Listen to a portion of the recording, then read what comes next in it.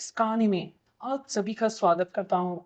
लेकिन इस कहानी में आगे बढ़ने से पहले अगर आपने हमारा चैनल सब्सक्राइब नहीं किया है तो कर दें और साथ ही बेल आइकन को भी जरूर दबाएं।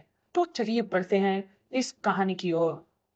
दोस्तों, ऋषि अपने घर परिवार को लेकर अपनी जिंदगी में बहुत खुश था। एक दिन ऋषि अपनी दीदी के यहाँ गया हुआ था। घर लौटते वक्त रात काफी हो चुकी थी। यही कहीं 11 से 12 ही बजे होंगे। जब वह घर पहुंचा, माँ ने दरवाजा खोलते ही पूछा, बड़ी जल्दी बूढ़ा हो गया तू। अभी से तेरी कमर इतनी चुभ गई। अभी तो तेरी शादी भी नहीं हुई। इस पर ऋषि ने जवाब दिया, क्या माँ, तू भी ना, पता नहीं क्यों पीठ दर्द कर रही है। ऐसा लग रहा है मानो किसी ने बहुत वजन रख दिया हो। यह सुनते ही माँ ने कहा, लगता है तू बहुत थक गया है। चल जा, सो जा, सुबह तक ठीक हो जाएगा। मगर ऋषि का दर्द सुबह तक ठीक नहीं हुआ। ठीक होने की बजाय और बढ़ गया। जब सुबह ऋषि की माँ कमरे में चाय लेकर गई, आराम हुआ?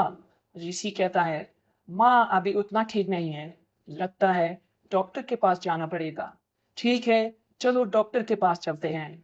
डॉक्टर ऋषि को एग्जामिन करने के बाद कहता है, चिंता की कोई बात नहीं, ये दवाइयाँ खाओ, 1-2 दिन में ठीक हो जाओगे। ऋषि और उसकी माँ दवाइयाँ लेकर अस्पताल से घर आ गए।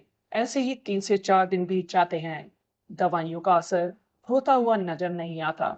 ऋषि की कमर अभी भी झुकी हुई थी और दर्द जो का त्यों बना हुआ था। उस दौरान एक फकीर बाबा उनके घर पर आते हैं। जब ऋषि की माँ उस फकीर को दान दे रही थी कि उस फकीर की नजर ऋषि पर पड़ती है। फकीर ऋषि की माँ से पूछता है कि आपके बेटे का कमर का दर्द अब कैसा है। यह सुनकर ऋषि की माँ हैरान हो जाती है और कहती है कि आपको कैसे पता इस बारे में। वो फकीर बाबा कहते हैं कि उसे ऐसा लग रहा होगा कि उसके ऊपर कुछ भारी सामान रख दिया गया है और तो और कोई दवाई भी कुछ काम नहीं कर रही होगी। ऐसा ही है ना? हाँ बाबा, आखिर क्या हुआ है मेरे बेटे को? फकीर बाबा बोले कि इसे मेरे पास ले आना, सब ठीक हो जाएगा। अगले ही दिन ऋषि की माँ ऋषि को लेकर उस फकीर बाबा के पास पहुंची, जहां फकीर बाबा ने पहले से ही सारी तैयारी कर रखी थी। फकीर बाबा ऋषि को एक कोने में बैठने के लिए कहते हैं। फिर कुछ मंत्र उच्चारण के बाद बताते हैं कि ऋषि की झुकी हुई कमर का कारण कोई बीमारी नहीं, बल्कि एक चुड़ैल है जो उसकी पीठ पर सवार है। ये सुनकर ऋषि की माँ के होश उड़ जाते हैं। फकीर आगे बताते हुए कहता है कि आपको यकीन नहीं आ रहा होगा, मगर यही सच है। मैं आपको अभी वो चुड़ैल दिखाता हूँ। फिर उस फकीर बाबा ने एक भभूति पकड़ ऋषि के ऊपर फेंका कि अचानक ही उसके ऊपर बैठी हुई चुड़ैल दिखाई देने लगी। फकीर ने उस चुड़ैल से पूछा, बता तूने इसे क्यों पकड़ा है? चुड़ैल ने बताया कि उस रात ऋषि घर लौटते वक्त पेशाब करने के लिए रुका, जहां ऋषि को उसकी गंध आई और ऋषि को उसकी गंध बहुत पसंद आई। और चुड़ैल को ऋषि, उसी वक्त से मैं ऋषि के साथ हूँ।